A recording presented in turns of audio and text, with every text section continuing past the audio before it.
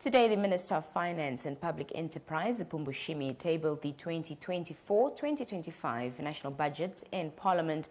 The social sector taking up just over half of the national budget at 50.7% allocation.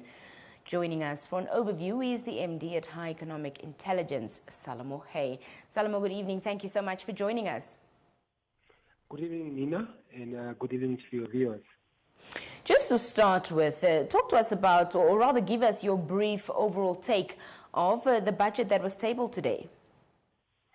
Yeah, so firstly, we really have to take our hat off for the Minister of Finance and Public Enterprises in terms of how he has presented the budget, especially in relation to the current debt levels, our current deficit, and how he skillfully really put forward what the country needs during this time, given that, one, the revenue base has improved, and secondly, the economy is growing, or is anticipated to grow just about 5% for 2023. So given that, one really have to applaud the team at the Ministry for a job well done. I think in terms of what his priorities were, or rather what he termed as the pillars of this particular budget statement, one is the stimulating domestic demand. And when he said stimulating domestic demand, he actually really looked inward. He increased the infrastructure budget. This is notwithstanding that we have not been able to spend all of our expenditure, or rather our commitments, in terms of the capital budget. So there's going to be a lot of work going into railways, which is important, especially in the south, where a lot of activities taking place in relation to the discovery of oil and gas, because those railways need to transport goods into, or rather the commodities, onto the ports. He has also given particular attention to the construction sector, which is important because I think within the sectors that have grown for the quarter 3 in 2023, you see construction being one of those that were hard hit, and more so for the whole of 2023. So when he is allocating a substantial amount of, I think, over 500 million to that sector in terms of revitalizing the informal sector, I think that's going to go a long way in bringing the construction sector back. That doesn't even include some of what we refer to when we speak about the tax, the new tax regimes that has come in terms of, for instance, for SMEs, what is the tax threshold there that has been moved up from 500,000 to, I think, 1 million. And there's so many good things that has come out of this budget. I mean, he has also made the commitment that what he spoke about in the previous budget in terms of moving a taxable income from 50,000 to 100,000, that has also come into play. That means that there's more money into the pockets of households and subsequently businesses. There's also the increase in the old age pension. Let's get moved up from 1,400 to 1,600. It's quite a figure in terms, and I'm not saying that they could have done more. I think any increase at this stage is really to boost domestic demand. I mean, then he speaks about investment in the productive public infrastructure. And here he's speaking about making sure that the urbanized population is able to have infrastructure that responds to the growth in those areas. In his third fiscal framework pillar, he speaks about cultivated fiscal prudence, and subsequently to look at bringing down the pace of debt accumulation. And by that he means that he wants to run some sort of surplus to be able to make sure that we can honor our obligation over the MTF. So I think the minister has done well. If you think about some of the write-offs on SOEs that have not been paying tax, obviously one now want to see some level of accountability in that respect. Because obviously when you're writing off tax for everyone to start on a clean slate, you also want to make sure that there's some level of accountability in terms of how SOEs conduct their business. Would have wanted to see a bit more on the reforms in the budget statement, but perhaps once we peruse the fiscal policy statement, some of that could be there. We do see that Agribank, in terms of the farms and innovation around some of those products at Agribank, is also getting a boost or a kick in the arm, if it were. So, with that said, I think it's generally a solid budget, and there's also a dissolution of dividends that's expected from Post and Telecom, which will happen during this year. There's still the 9% shares of MTC that could generate almost $500 million. And then obviously there's projections for dividends on the Bank of Namibia, NAMDI, and NAMPort, notwithstanding obviously the current challenges of the diamond industry since the entrance of the synthetic diamonds. Just to backtrack there, Solomon, some of the pointers that you raised, of course, in general, you were saying that a good job was done overall concerning the 2024-2025 budget. You mentioned, of course, the old age pension grant. I just want to touch on that. Don't you think there was a bit of a letdown and disappointment coming to that, as we do know that there was an expectation of quite a big increase in that, and it went from 1,400 to 1,600 grant monthly. I think the expectation was in the thousands for that. Yeah, well, look, the expectations was there, and I think, again, what we are seeing is really Honorable Ipumbu Shiimi starting to stand himself on the ministry and the treasury. He said that the expectations will be met, but it won't be met immediately. It will be met gradually. And remember that was also in line with a pronouncement that was made by our dear late President, Dr. Hage Weenkop, when he said that the old age pension should move towards 3,000.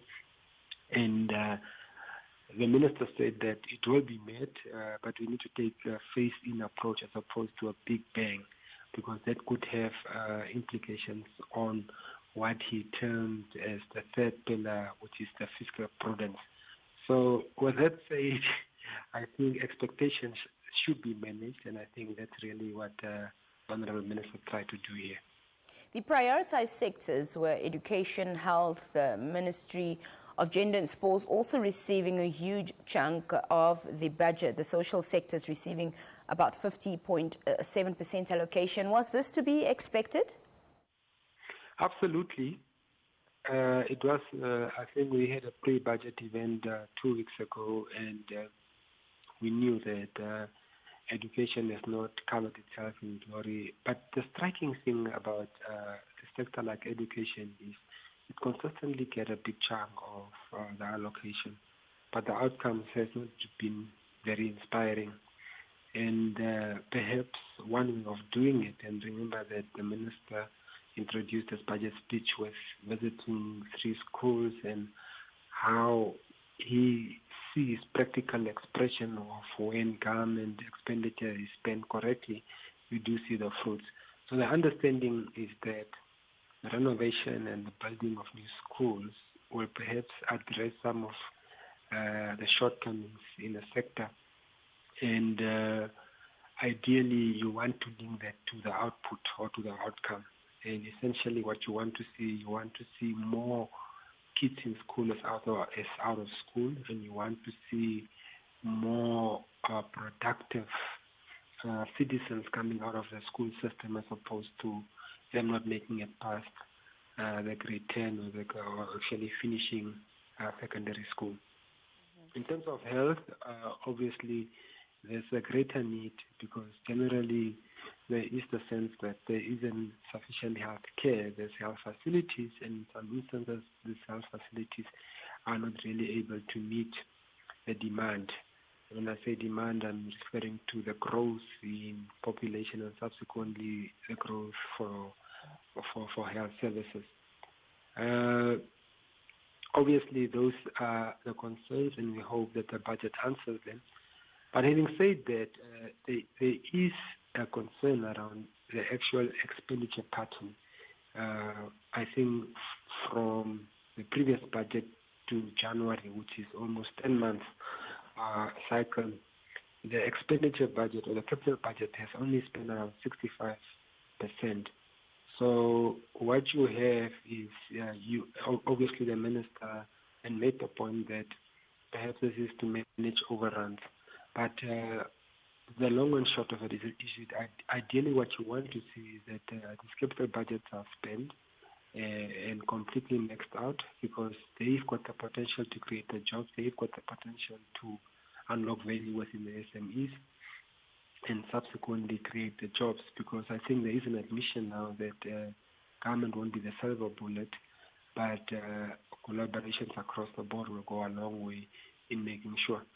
The social welfare component obviously is important, and over and above that, I think it is an expansionary budget, and it's an expansionary budget, especially in correlation with it being an election year, because again, we did an analysis the past 2 weeks, and we saw that there's been usually an upturn in government expenditure over within election years. But this doesn't mean it's a bad thing. I think the activities around an election year are more, but also the stimulus that was needed to get this economy going in specific sectors is quite a relief. And I mean, I haven't even touched on some of the great initiatives that have come through the new tax regime that's being proposed. There's even one on, I think, non-mining companies that will have a reduction in tax over the medium term, which is over the 3 years, I think from 30 starting now to 28 in 2026, 2027. So these are quite welcome developments. I mean, if you look at the internship program that intend to bridge the gap between the graduates and the industry, those are encouraging developments. So overall, really, I think it was one of the better budgets we had, especially given that we find ourselves in a much better place than we have ever been before. We do see the circle revenue coming in strongly again, and there was talk of diversification of the economy, because in as much as our growth had been propelled within the mining sector, there was also an admission by the minister again to say, due to the capital intensity of the mining sector, it does not necessarily create a necessary job, doesn't deal with poverty and the inequality. So there's a need then to diversify the economy. He did speak about high-quality jobs, but again, with high-quality jobs, you need a high-skilled labor force, and subsequently a complex economy also need highly skilled labor force. So over and above that, again, I think that there was a balance that he was riding, and rightfully so, in as much as there's more good, in my view, in this particular budget than at any other point in his tenure as the Minister of Finance. Very lastly, Salomo, before I let you go, there were hopes, that youth unemployment would be addressed, of course, and receive attention there, as well as the agricultural sector, which didn't receive much of the budget. Your thoughts on this? Well, I think agriculture obviously did get a chunk of the budget. I think there is an appreciation for the 2.2 billion that were going to water, or the vote of water. And I think they spoke about refurbishment of the treatment plants in Oshakati and Rundu, if my recollection is there. And then obviously there's the one that was in the newspaper recently around the second Ohangwena Aqua well field as well. And then obviously the continuation of the drilling of boreholes. Why I'm raising this is because these are all conduits to the agri sector, because if you don't have water, you won't necessarily be able to have a thriving agri sector. I think there was also a mention of the Nekata Part 2, and which speaks to the irrigation funding that needs to take place there. So I think, again, there's been sufficient allocation in respect of agri for the particular need. So I don't think they completely fell off the radar. Salomo Hei, thank you so much for your time this evening, and thank you for joining us. Thank you for having me, Nina, and thank you to your listeners.